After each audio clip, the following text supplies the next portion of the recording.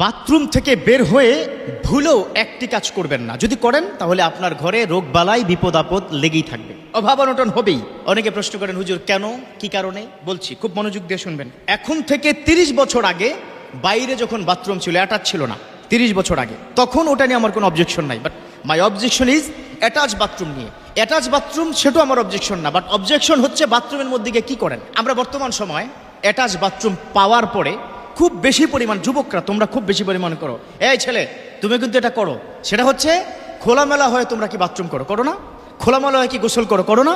এখান থেকে যে তোমার বিপদ আসে তুমি সেটা বুঝতে পারো না, অনেক বিপদ হয়। তাহলে বাথরুমে যখন তুমি প্রবেশ করবে, তুমি কি করে প্রবেশ করবে, কেন প্রবেশ করবে, আল্লাহ রাসূল কি শিক্ষা দিয়েছেন? Listen to me very very carefully. আমার বিশ্বনবী তিনি কি শিক্ষা দিয়েছেন? আমার বিশ্বনবী তিনি শিক্ষা দিয়েছেন, যখন তোমরা বাথরুমে প্রবেশ করবে তখন তোমরা বাম পা দিয়ে প্রবেশ করবে এবং প্রবেশ করার সময় তোমরা একটা দোয়া পড়বে, আল্লাহুম্মা ইন্নী আউযু বিকা মিনাল খুবুথি ওয়াল খাবায়েস। ও আমার উম্মতরা শুনে রাখো, বাথরুম হচ্ছে শয়তানের জায়গা, বজ্জিনের জায়গা। কি বলেছি? বজ্জিনের জায়গা, শয়তানের জায়গা। এই বাথরুম, সেখানে যখন তুমি প্রবেশ করবে তখন এই দোয়াটা পড়বে আর বাম পা দিয়ে প্রবেশ করবে। কেন? কারণ হচ্ছে আমার বিশ্বনবীকে বলেছেন সেখানে খান্নাসটা থাকে, খাবিসটা থাকে, বজ্জিন্নাতরা সেখানে থাকে। এজন্য বলেছে আল্লাহুম্মা ইন্নী আউযু বিকা মিনাল খুবুসি ওয়াল খাবায়েস, আল্লাহ আপনার কাছ থেকে শয়তান ও খবিস, খান্নাস, বজ্জিন থেকে হেফাজত চাই। এর মানে কি বাথরুমের মধ্যে সেটা আছে। এবার আসুন, বাথরুমে গিয়ে খোলামেলা হয় কি গোসল করার পরে অনেক ধরনের রোগ হয়। এর মধ্যে একটা বিশেষ রোগ হচ্ছে যৌন রোগ, অনেকের হয়। অনেকে আমাকে বলেন, আজ থেকে বাথরুমে যুবক বন্ধুরা খোলামেলা হয়ে গোসল করা বন্ধ করো, ইনশাআল্লাহ তাআলা তোমরা পরিপূর্ণ সুস্থ হয়ে যাবে। এবার আসো, বাথরুম থেকে বের হওয়ার পরে আমরা যেই ভুলটা করি, সে ভুলের কারণে ঘরে রোগ বালাই লেগেই থাকে। 1 নম্বর হচ্ছে বাথরুম থেকে বের হওয়ার সময় একটা দোয়া আছে, সেটা আমরা পড়ি না। এই পড়ো, তোমরা পড়ো নাই, পড়তে হবে।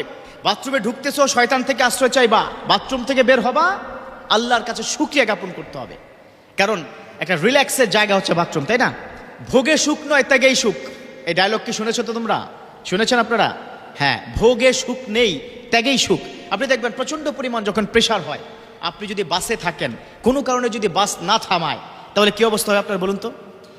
অথবা কোনো অফিসে আছেন, বিশেষ কাজ, বসের সামনে আপনি কি দাঁড়িয়ে গেছেন, স্টুলের প্রেশার অথবা ইউরিনের প্রচণ্ড পরিমাণে প্রেশার, সেটা যদি আপনি ত্যাগ না করতে পারেন, কষ্ট হয় না?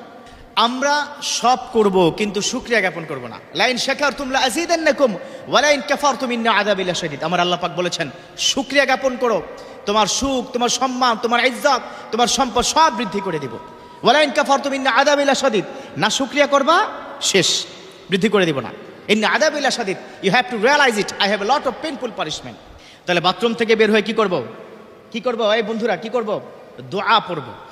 আর আরেকটি কাজ, বাথরুম থেকে বের হওয়ার পরে আমরা বাথরুমের দরজাটাকে লাগিয়ে দিব। মৌলিক এই একটা কাজ যদি আপনারা রেগুলার করতে পারেন, ইনশাআল্লাহ তাআলা ঘর থেকে রোগ বালাই দূর হয়ে যাবে। আর মৌলিক কারণ হচ্ছে মেডিকেল সায়েন্স বলেছে, যেই ঘরে বেশি পরিমাণ বাথরুমের দরজা খোলা থাকে, মেডিকেল সায়েন্স স্ট্যাটিস্টিক দিয়েছে, পরিসংখ্যান দিয়েছে, সেই ঘরে রোগ বালাই তত পরিমাণ কি বেশি। কথা কি বুঝতে পেরেছেন? আর মৌলিক কারণ হচ্ছে অনেক সময় ছোট ছোট কি বাচ্চারা, তারা গিয়ে বাথরুমে প্রস্রাব করে না, করে দেয়, আপনি হয়তো খেয়ালও করেন নাই, সেটা আপনি হয়তো মানে পানি দিয়ে সেটাকে ঢেলে দিতে পারেন নাই, সেখান থেকে রোগ জীবাণু ওই যে দরজা খোলা রাখেন, এটা দিয়ে কিন্তু ঘরে প্রবেশ করে। অনেক সময় আমাদের মা বোনরা খাবার খোলা রাখেন তো, ডাইনিং টেবিলে খাবার আছে, খোলা রেখে দেন। এ খোলা রাখার কারণে ওখান থেকে বাতাসে উড়ে ব্যাকটেরিয়া, ভাইরাস আপনার খাবারের মধ্যে পড়ে যায়, আপনি সেই খাবার আবার খাচ্ছেন, এজন্য আপনার গ্যাস ফর্ম করছে, পেটে ডিস্টার্ব দিচ্ছে। আপনার পেটে ডিস্টার্ব দিয়ে গ্যাস ফর্ম করলে কোথায় যেতে হয় বলুন তো? হসপিটালে যেতে হয়। বেশি করে অ্যান্টিবায়োটিক খাও, একটার পর একটা রোগবালাই লেগেই থাকে। তো আপনার ইনকাম হচ্ছে ফিক্সড, খরচ যদি বেড়ে যায় দ্বিগুণ হবে। এজন্য আপনার ঘরে অভাব অনটন কি লেগে আছে। অনেকে তো আমাকে ফোন করে বলে, হুজুর সবেমাত্র স্ত্রী সুস্থ হলো, যা 2 দিন পরে আবার ছেলেটার জ্বর, আছে না নাই? আছে। হুজুর কি বলবো, তার কয়দিন পরে আমার মা অসুস্থ, তার কি পেট খারাপ। কেন হচ্ছে? সবার আগে কি কারণে হচ্ছে সেটা আপনি ফাইন্ড আউট করেন। সো আজ থেকে বাথরুম থেকে বের হব, সুন্দর করে হাত ধোবো, দোয়া পরে বের হব, অবশ্যই বাথরুমের দরজাটা লাগিয়ে দিব। আল্লাহ পাক আমাদের প্রত্যেক মা বোনদেরকে, বিশেষ করে মা বোনদেরকে, যেহেতু তারা ঘরে থাকে, তাদের বুঝার ও মানার তৌফিক দান করুক, আমিন।